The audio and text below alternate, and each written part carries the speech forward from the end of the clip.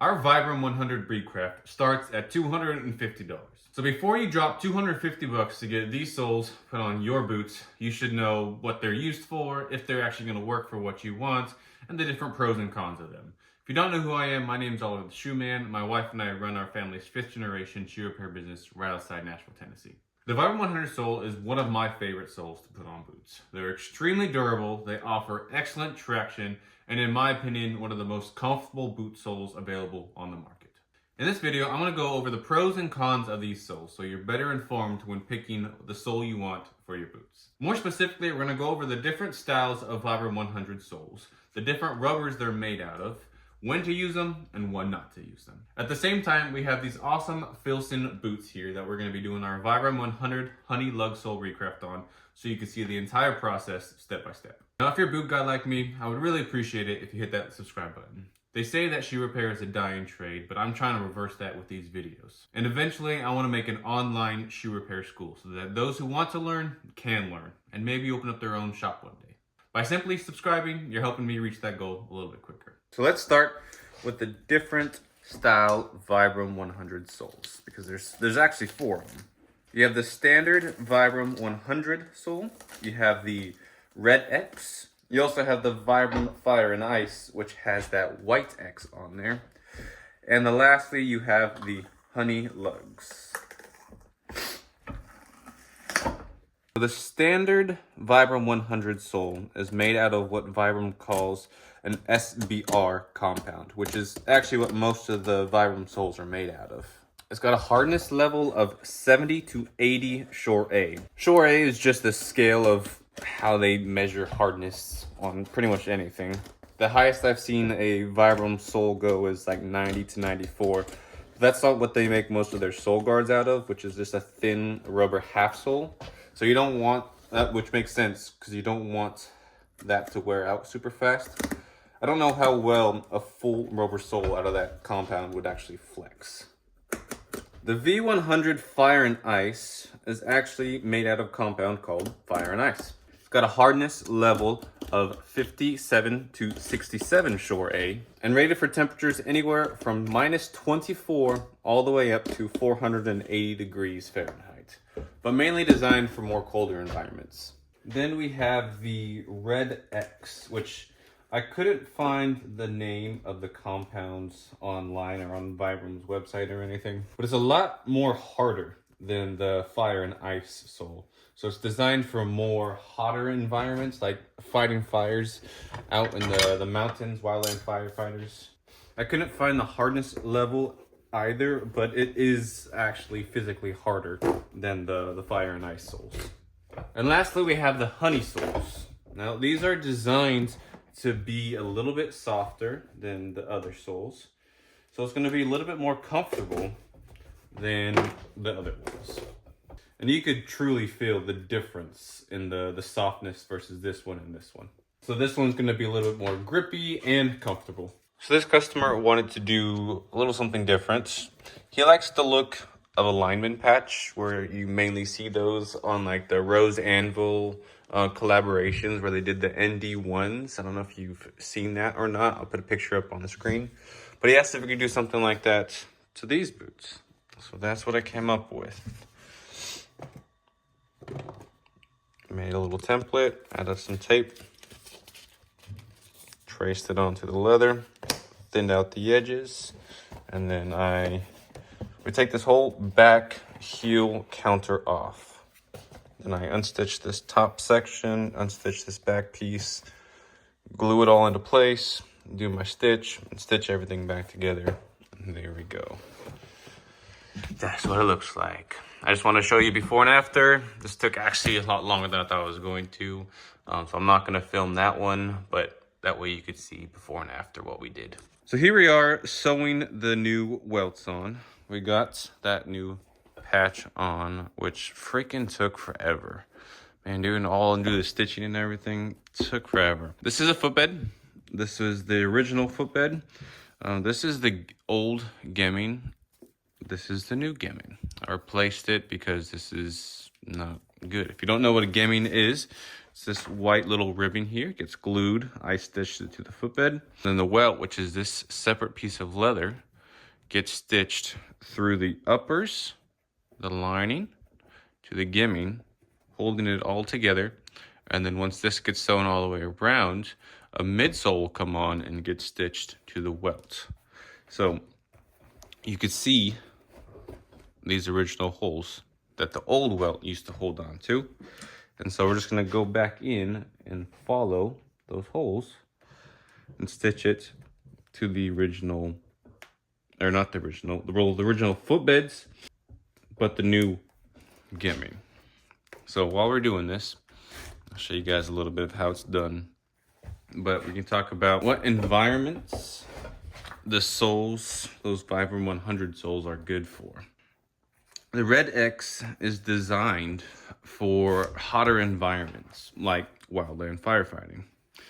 The Fire and Ice is designed for more colder environments, although it can hold up in the hotter environments like fires. I know some people prefer the Fire and Ice, some people prefer just the fire, the Red X. The Fire and Ice does really well, like if you're doing construction in really cold environments, you're hiking in the winter, pretty much, like I said, anything in colder environments. The standard Vibram 100 is a really great sole for pretty much all environments. So if you don't find yourself fighting fires in the mountains or working in the snow, the standard is pretty much the one you want to go with and stick with.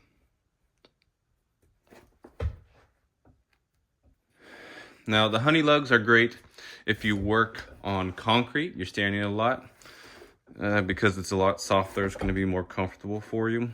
Or if you just like that cool look of the honey lugs.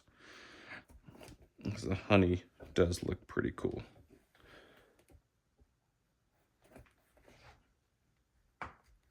Now the hard part is over. It's pretty much smooth sailing after this. We do the midsoles, soles, heels, clean, polish, finish them all up. They're good to go. Now when it comes to midsoles, we have a few different options. We have rubber soles, or rubber midsoles, I'm sorry. And then we have leather midsoles. The rubber midsoles come in a cream, a black, and a brown. And the leather midsole comes in a thin, a thick, and we have a double midsole, which is 2 layers of the thick leather midsoles.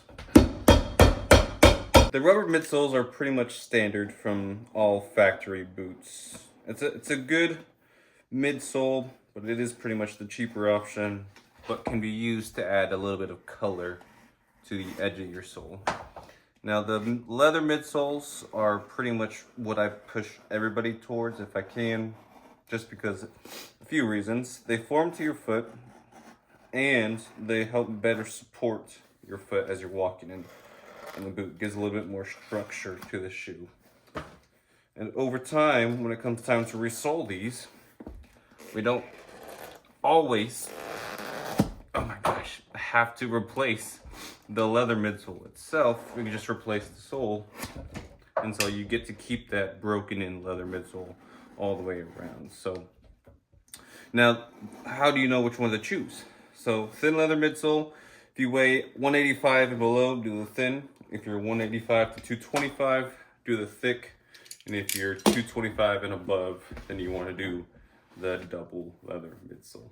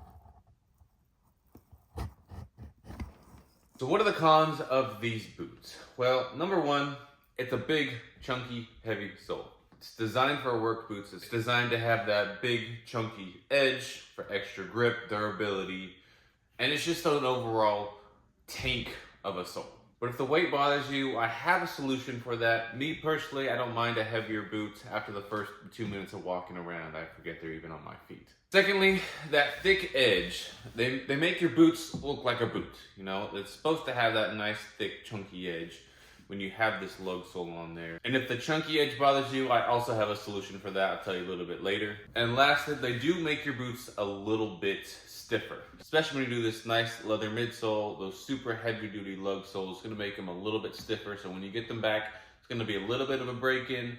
Nothing of the size or fit changes. You just got a brand new piece of leather midsole and these chunky soles that you're walking on. Now I do have a solution for that too. I'll tell you a little bit later.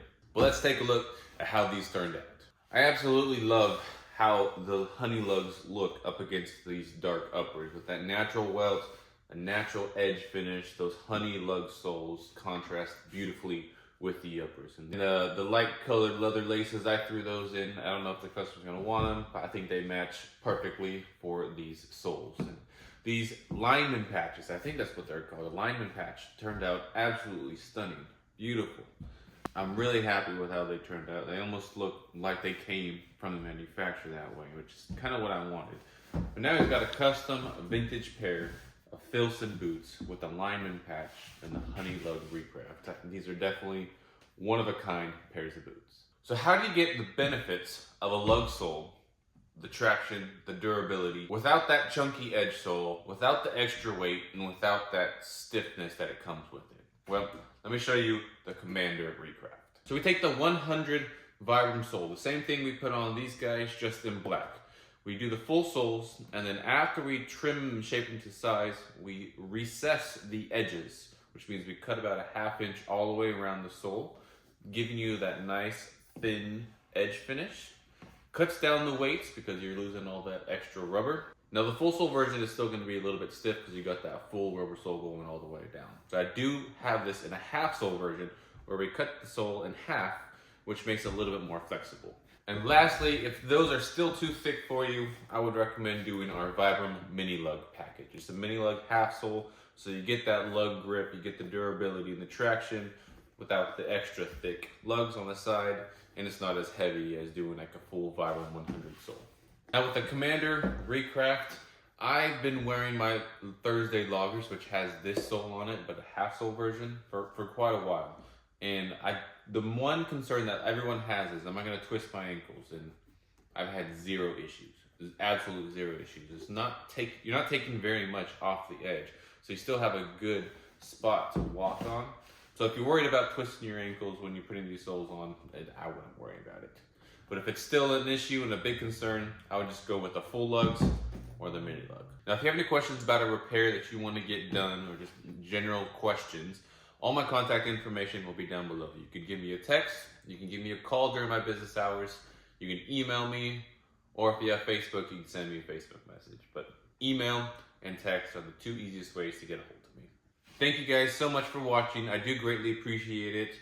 Like and subscribe. Comment what you think about these shoes, about the Vibram 100 soles. If you put them on yours, if you'd rather the black, the tan, the honey, whatever, let me know. I really enjoy reading the comments, so again, just let me know. Thank you guys. Till next time. God bless you.